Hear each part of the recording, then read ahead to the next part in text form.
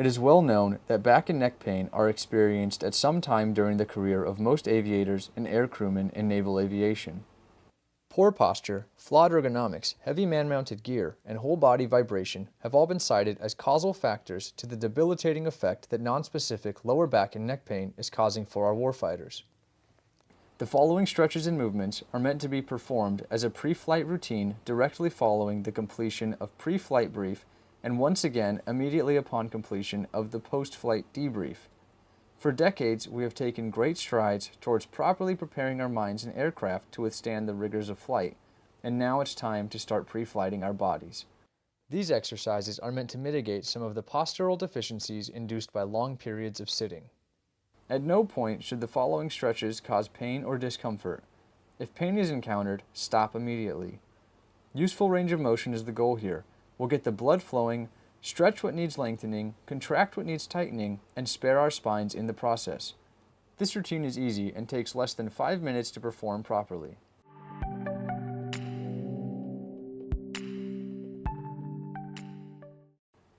Upon completion of the NATOPS pre-flight brief, we will commence the next stretch by repositioning to the forward edge of the chair and grasping the underside of the front or outer board corner of the chair with our left hand. With a focus on sitting tall and your torso upright, apply gentle pressure to your neck muscles by tilting your right ear towards your right shoulder for 15 seconds. Next, return to a neutral or upright position and rest for 2 to 3 seconds. Now attempt to bring your chin towards your armpit for 15 seconds. Reset to a normal seated position and then repeat for the opposite side. For a slightly increased stretch, simply reach over your head with your free hand and apply gentle pressure. For the next exercise, you will sit tall with your torso upright. Your right knee is bent at 90 degrees with your foot in front and flat on the deck. Bend the left leg 90 degrees and fold over the right knee. Maintaining an upright torso and bending at the hips, gently lean forward and hold this position for 15 seconds. Now repeat for the opposite side. For a slightly increased stretch, apply light pressure downward on the folded knee. This exercise should feel good and will help us become more aware that our lower spine, the lumbar vertebrae, are not built to be mobile. Instead, our thoracic or mid-torso and our hips are where our movement is generated, both in the aircraft and in our daily lives. The all too common helo hunch should always be avoided in order to avoid pain and long-term deformation of our spine. At this time, we will shift from a seated position to a foam roller on the mat. Position the foam roller perpendicular to the spine on the deck at about the middle of the back. With feet on the deck and fingers interlaced cradling the back of the neck, gently roll the mid and upper back for about 15 seconds. Now we will stretch the pec muscles. Reposition the foam roller on the deck but parallel to the spine and directly under the length of the back. Lay back on the foam roller slowly, relaxing the shoulders and retracting the arms and letting them fall towards the deck, stretching the muscles of the chest for about 15 seconds. Placing the hands and arms in multiple positions will vary the stretch greatly. The fourth set of stretching will make us more aware of any problem areas in our lower extremities.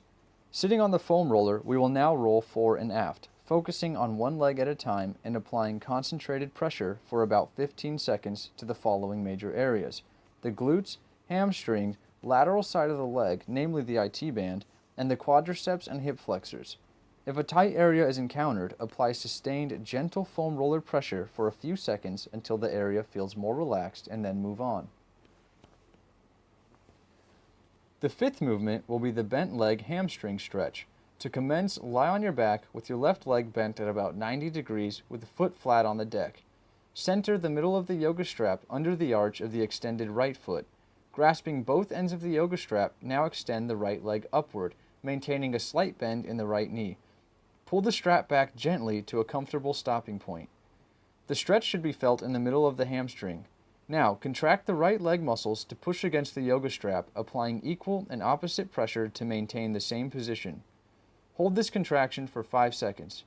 Relax the contraction briefly, and then pull the right foot back further with the straps until a new comfortable stopping point is reached. Complete 5 of these cycles, ratcheting comfortably further back each cycle, and then repeat for the other leg.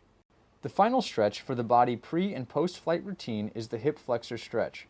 Similar to most exercises, proper form is critical on this stretch. With the left knee positioned on the mat, extend the right leg in a 90-degree lunge forward with the right foot flat on the deck.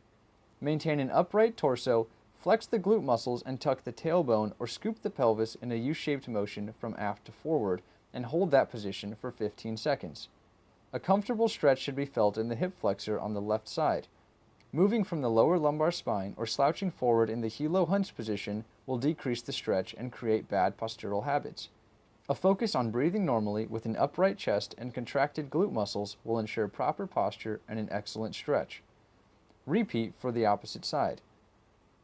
For a slightly increased stretch, extend the arms straight above the head, that is, on the same side as the knee which is placed on the deck.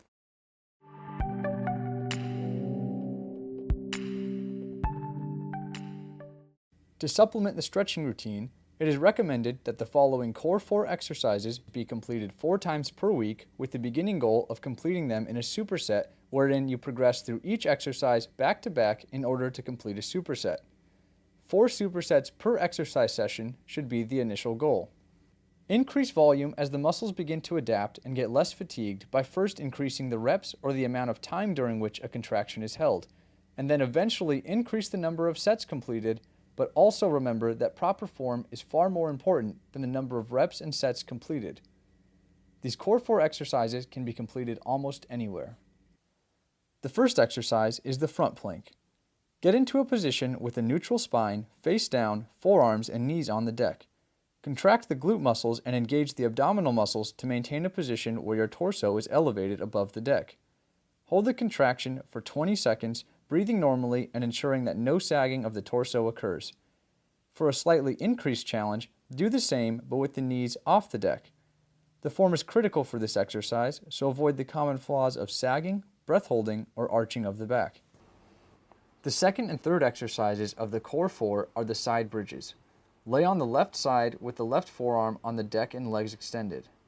While engaging the glutes in order to move the pelvis into a neutral position, maintain the normal curvature of the spine and place the right foot forward on the deck, immediately in front of the left foot. Lift the torso and hips off the deck, holding this contraction for 20 seconds and continuing to breathe normally. Avoid the common flaws of sagging or failing to maintain a neutral spine. Repeat for the opposite side and then move immediately to the fourth exercise. The final exercise is called the bird dog. Begin on all fours with knees and hands at about shoulder width, directly under the hips and shoulders. With the core engaged and no twisting movement, simultaneously extend the left hand forward and the right heel aft, bringing both level with the torso. Start with 10 slow extensions per side, holding each extension for about 1 to 2 seconds. Avoid the common flaws of twisting, hyperextension, and a sagging core or arched back. Repeat for opposite side to complete the superset. Then return to the front planks for a new set with no rest.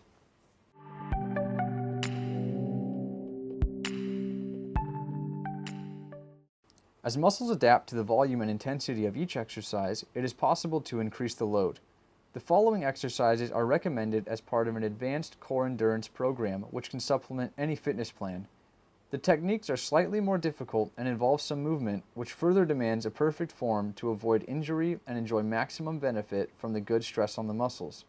Before attempting these exercises, the following prerequisites should be achieved with perfect form. 5 supersets of front planks for 30 seconds, side bridges for 30 seconds, and 15 reps of bird dogs per side with no rest between supersets. The items needed to complete the advanced core endurance exercises are a large exercise ball and 2 lightweight dumbbells. The first exercise is called Alphabet Soup. Assume a plank position on a large exercise ball with feet spread slightly wider than shoulder width and toes on the deck. Activate the glutes and abdominal muscles, engaging the core to maintain a plank position on the exercise ball, and now begin to spell out the letters of the alphabet by rolling the ball under the forearms. A good first goal to aim for is to complete one alphabet broken down into 3 to 4 sets with about 30 seconds of rest between each set. A good advanced goal to strive for is 3 complete alphabets completed in only 3 sets with 30 seconds of rest between each set. The second advanced exercise is the Renegade Row. This is a great exercise to help balance any pushing type of exercise like bench press or push-ups. Grasping a dumbbell in each hand on the deck in push-up position with feet slightly wider than shoulder width, maintain a neutral spine and contract the core prior to any movement of the dumbbell. Pull one dumbbell up towards the chest, rowing the weight upwards without any twist of the core or back. Retract the elbow upwards until the dumbbell contacts the side of the chest. Now continue the same drill while alternating dumbbells and continuing to breathe normally. Be aware that common flaws are twisting and sagging. This is a controlled maneuver, not a violent one. The final of the 3 advanced core endurance exercises is the switch climber.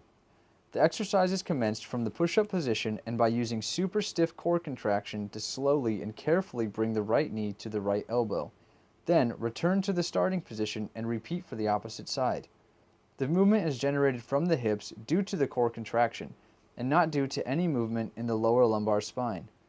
A good first goal should be to complete 3 sets alternating 10 reps with about 1 minute of rest between sets.